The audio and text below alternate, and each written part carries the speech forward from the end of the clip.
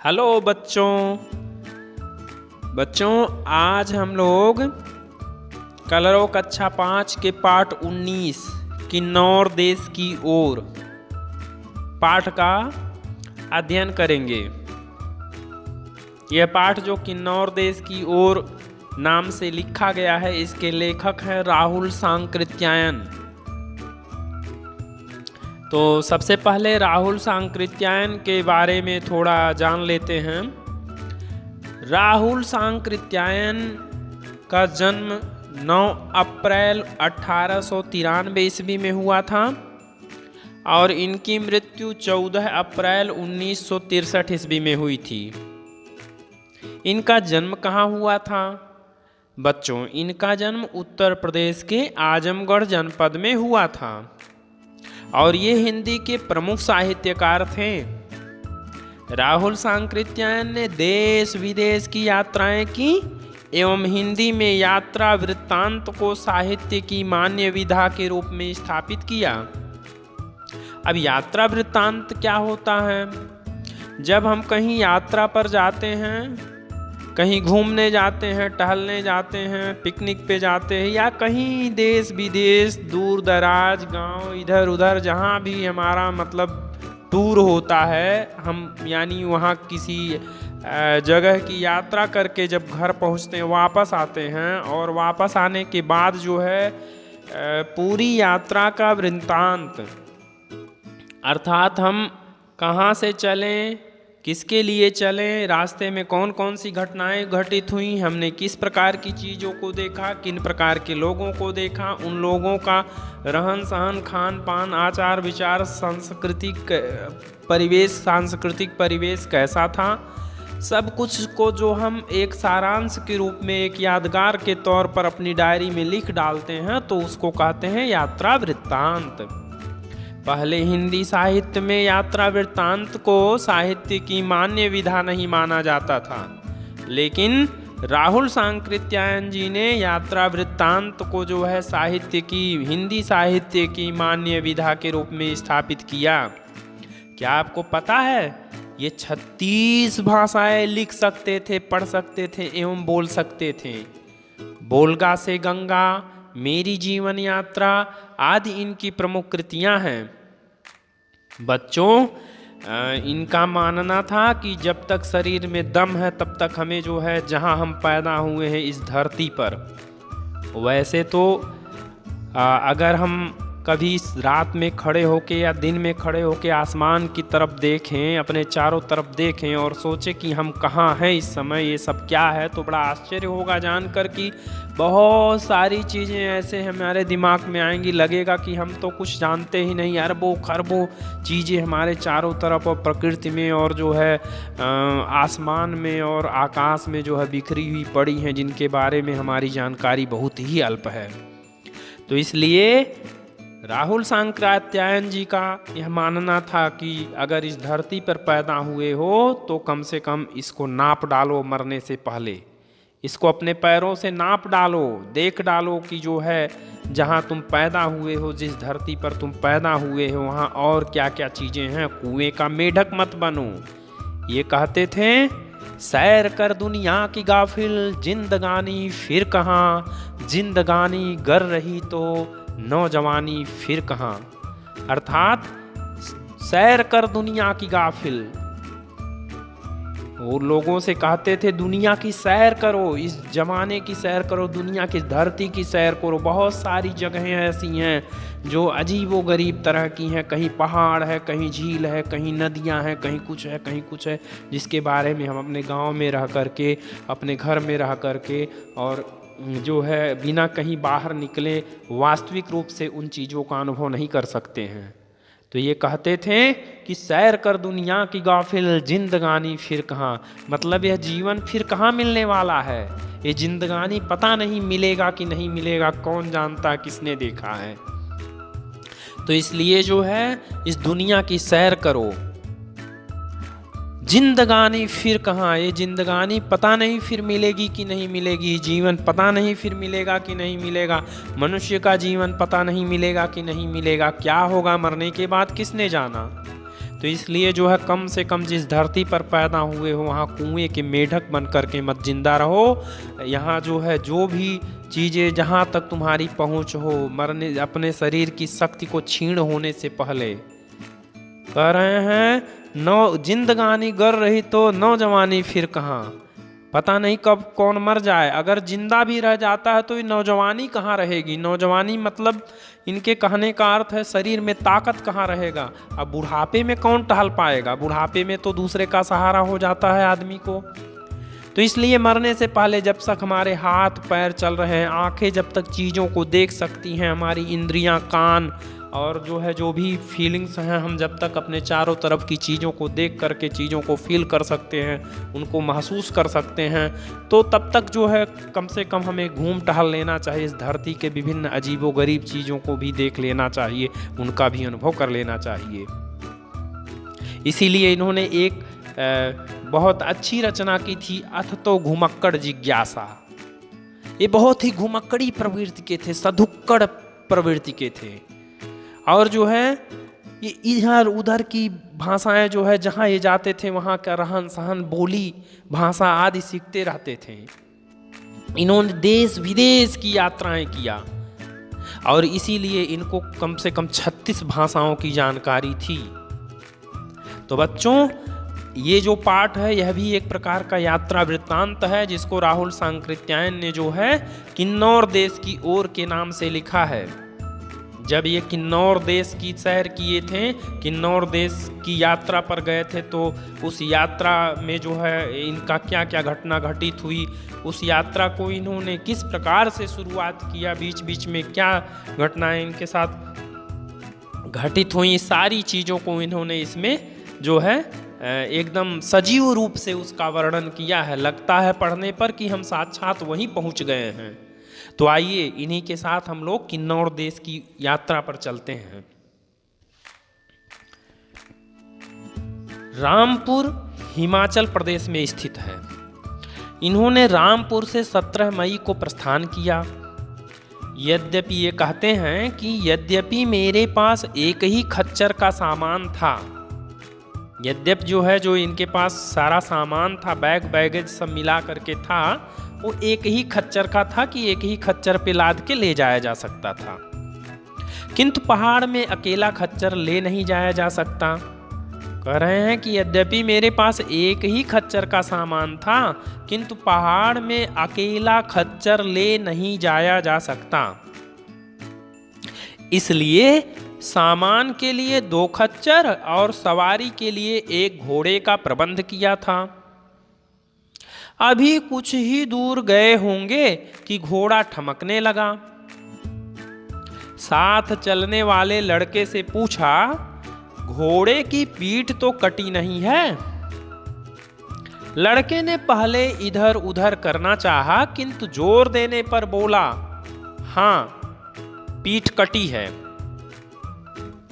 मैंने घोड़े को लड़के के हवाले करके कहा, इसे तुरंत अस्तबल में ले जाकर दूसरा घोड़ा बदल कर ले आओ, मैं गौरा में प्रतीक्षा करूंगा।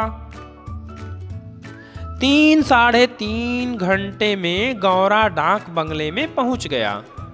गौरा रामपुर से 2500 फीट से अधिक ऊंचा है, इसलिए रास्ते में चढ़ाई भी पड़ी। 2-3 घंटे में घोड़े के आ जाने की पूरी उम्मीद थी, किंतु घोड़ा कहाँ आने वाला था। रास्ता भी कड़ी चढ़ाई उतराई का था, धूप भी तेज थी, मत पूछिए। अंतिम 4 मील ने क्या गति बना दी, किंतु हिम्मत छोड़ने की बात न थी। रास्ते में बुसहरी नारियां डांडे पर के किसी मेले से खूब बनी ठनी लौटी आ रही थीं। कोई गीत गा रही थी, किंतु यहाँ देखने सुनने के लिए दिल कहाँ था। आगे बढ़ तो रहा था, किंतु हर पांव घंटे जान पड़ता था। आगे बढ़ तो रहा था, किंतु हर पांव घंटे पर जान पड़ता था। मतलब जो है ये चढ़ाई इतनी कठिन थी, थकान इनके पैरों में था कि एक एक कदम बढ़ाना जो है मुश्किल पड़ रहा था। कहने का तात्पर्य यह, फिर भी 21 मील की यात्रा करके सूर्यास्त के समय सराहन के डाक बंगले पर पहुंच गया। बंगला बंद था।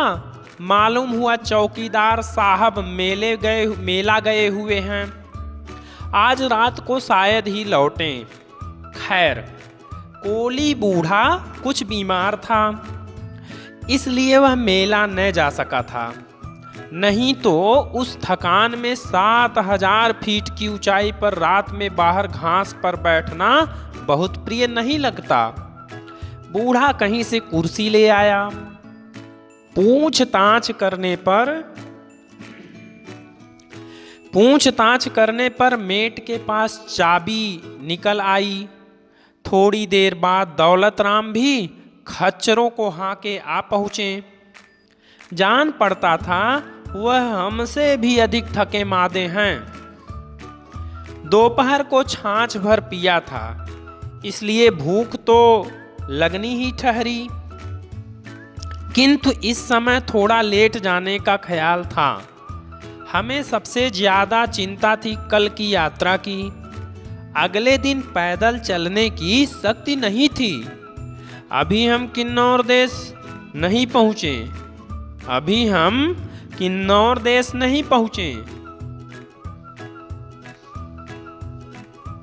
अभी 3-1 मील और चलना पड़ा। मान्योरी की धार आई। यहां से हम असली किन्नौर देश में दाखिल हुए। यहाँ पर स्त्रियां उर्द साड़ी पहने थीं।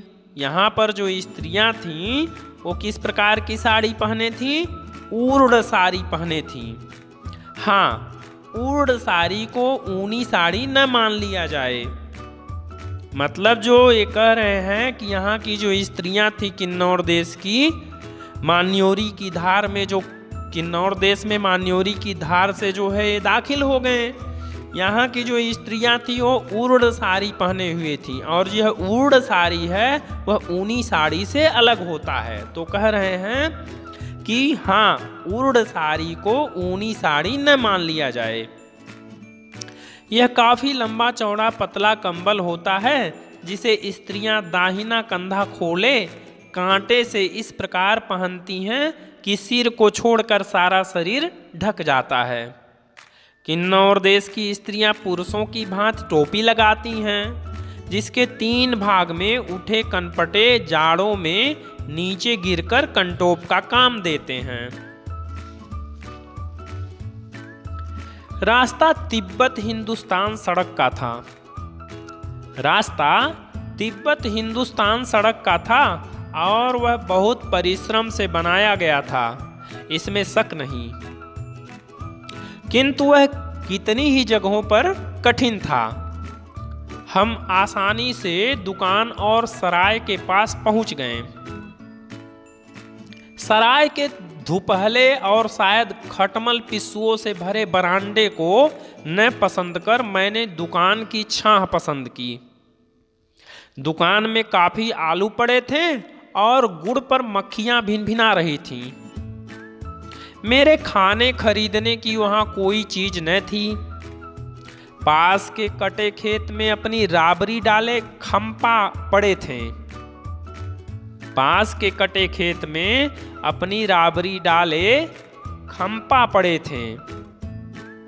खम तिब्बत में चीन की सीमा पर एक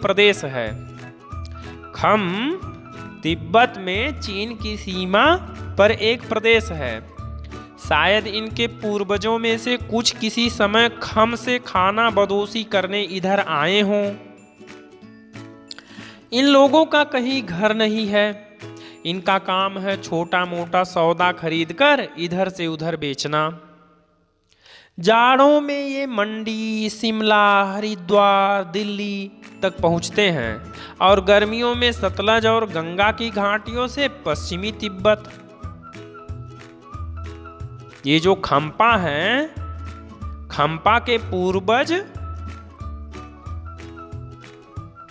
ये जो खम्पा है, ये जो है खम एक तिब्बत में चीन की सीमा पर एक प्रदेश है, यहीं के रहने वाले लोगों को खम्पा कहते हैं, ऐसा समझ लीजिए। तो ये जो खम्पा है यानी खम जो है तिब्बत में चीन की सीमा पर जो खम प्रदेश है, यहाँ से इनके पूर्वज कुछ समय के लिए खाना बदोशी करने इधर उधर आए थे, मतलब अपना जो है रोटी रोजी के जुगाड़ में इधर उधर आए थे।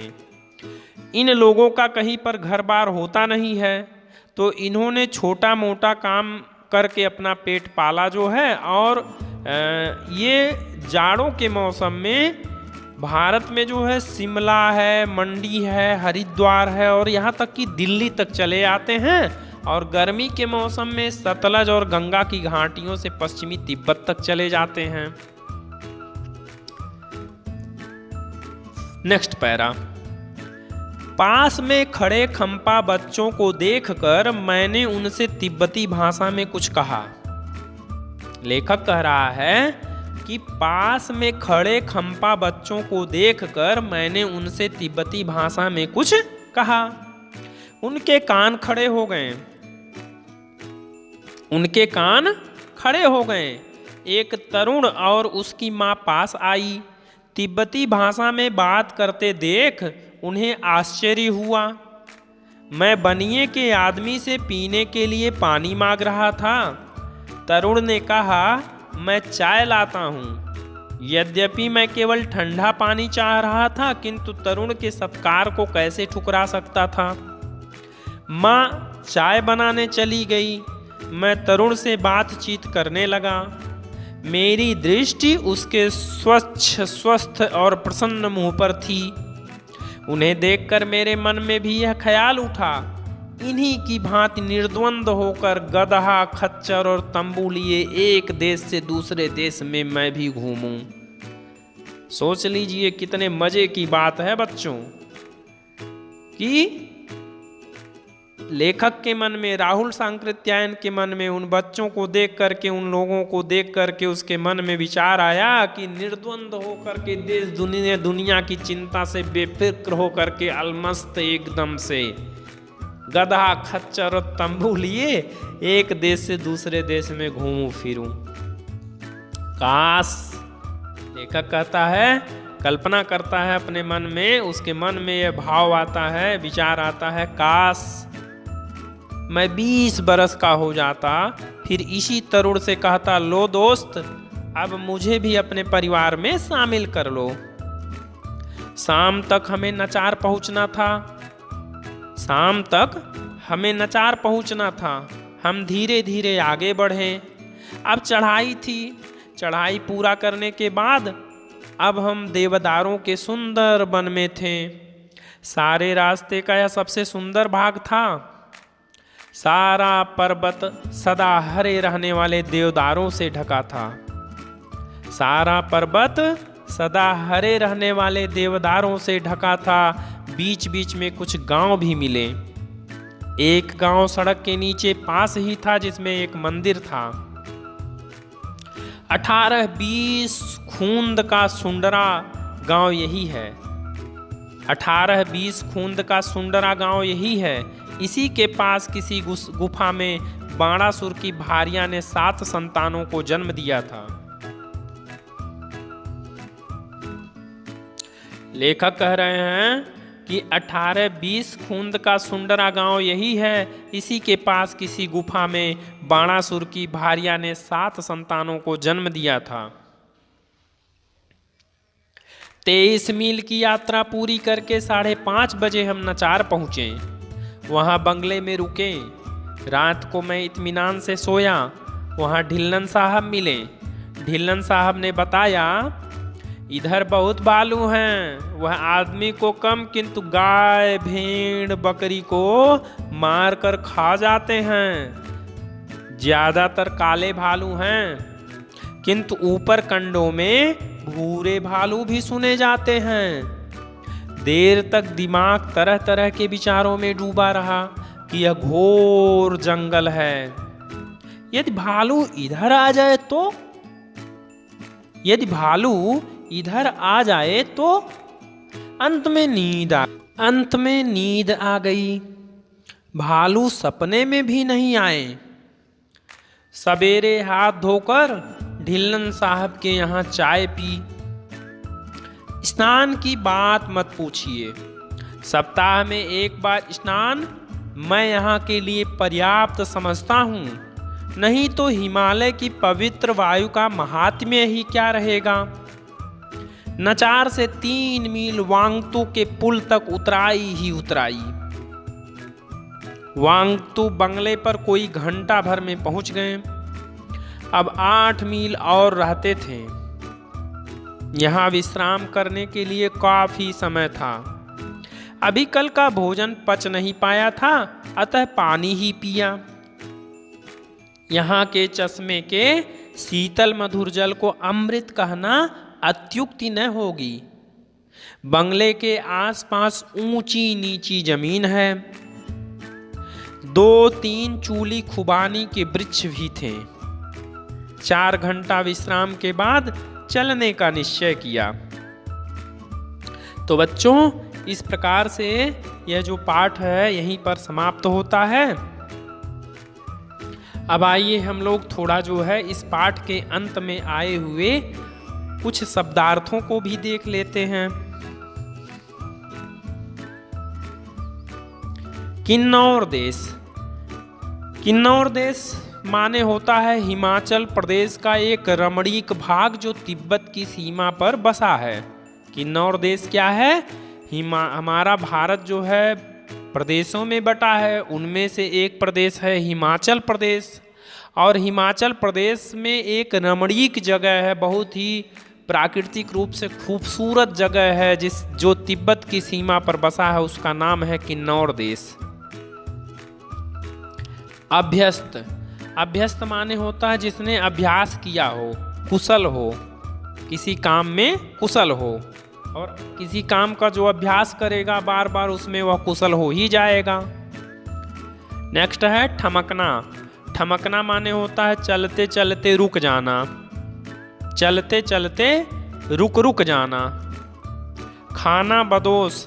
खाना बदोश माने होता है जिनका कोई घर ठौर ठिकाना न हो। निर्द्वंद्व।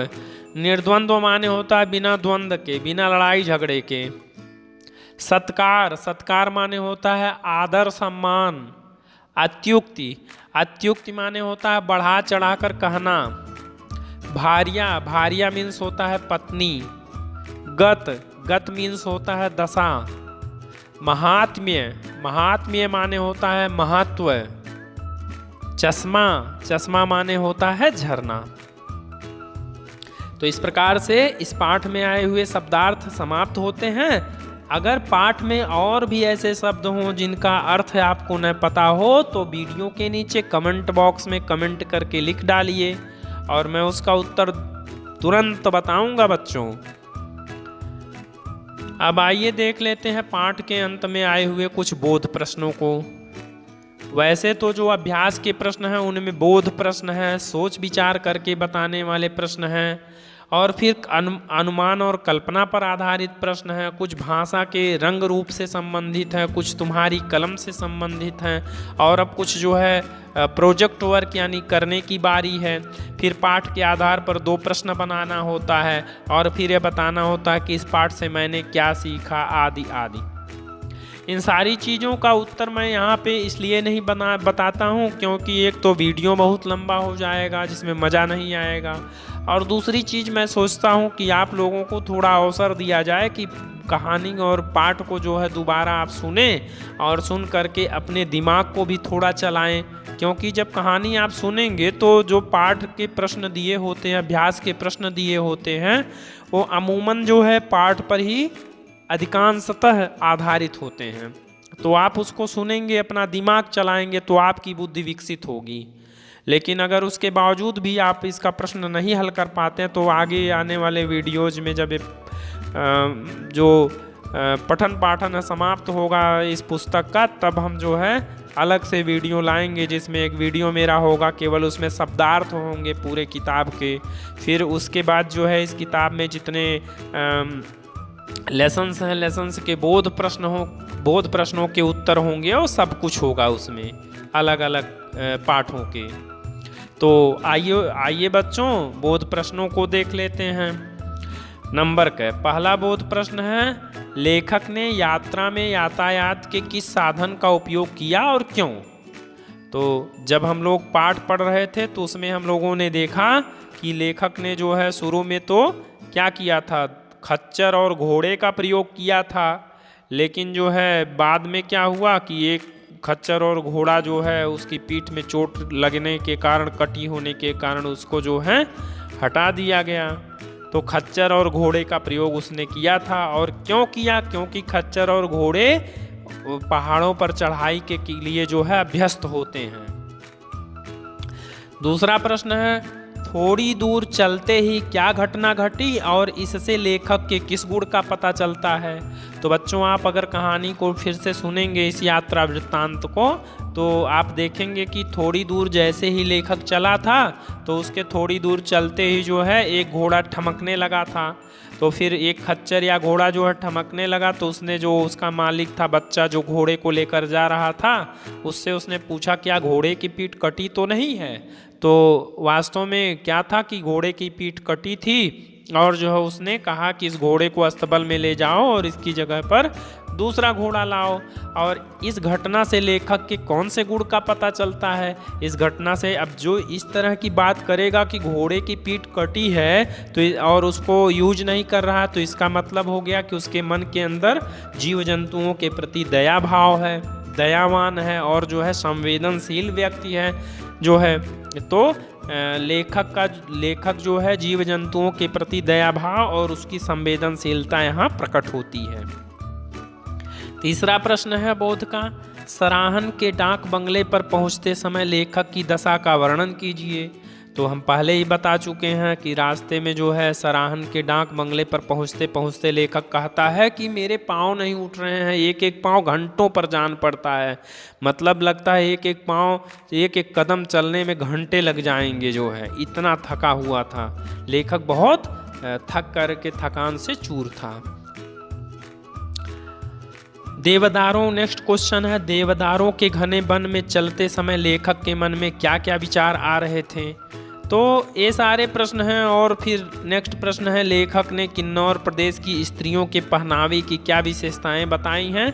ऐसे सारे प्रश्नों के उत्तर हम जो है लिख करके स्क्रीन पर जो है लिख करके भी आपको बताएंगे और बोल करके भी आपको समझाएंगे पूरे पाठ का।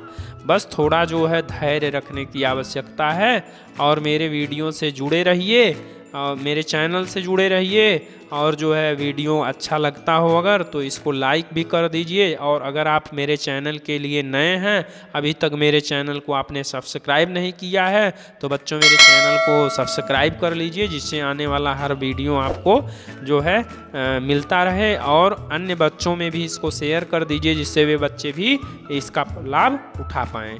तो चलते हैं, मिलेंगे अपने अगले वीडियो में, तब तक के लिए।